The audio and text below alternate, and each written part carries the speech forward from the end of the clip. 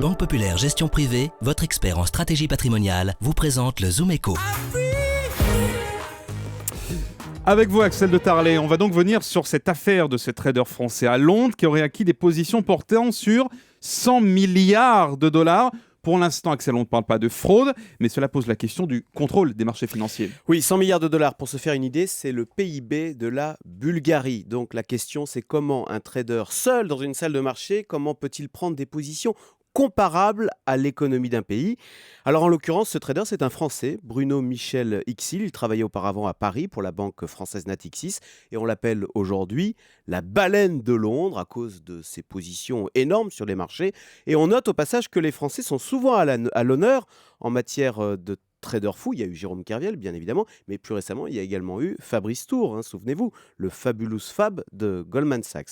Alors attention, pour l'instant, attention à la comparaison, parce que pour l'instant, on ne parle pas de fraude, on ne parle pas de perte non plus, ce sont uniquement des engagements, donc des prises de risques, mais qui portent donc sur une centaine de milliards de dollars. Et cela montre en effet que les pratiques dans le monde de la finance n'ont absolument pas changé. Alors ce trader spécule sur des CDS, ce sont des produits financiers ultra sensibles qui sont gagnants ou perdants si une entreprise ou un pays fait faillite. On voit là en plus l'aspect moral de la chose, on spécule sur la mort des entreprises. Mais tout cela est légal et très rentable.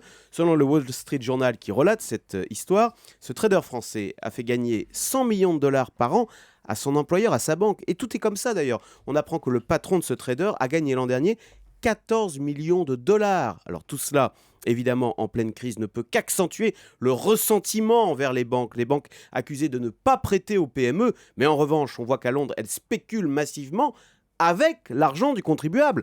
Car c'est l'un des enseignements de la crise de 2008. On l'a vu, quand les banques font faillite, on est obligé de les sauver avec l'argent du contribuable. Et de fait, la banque en question, JP Morgan, serait bien incapable d'éponger une perte de 100 milliards de dollars, donc le PIB de la Bulgarie. C'est pourquoi, d'ailleurs, le gouvernement britannique veut, et il est en train, de séparer les activités de banque de détail des activités de banque d'affaires.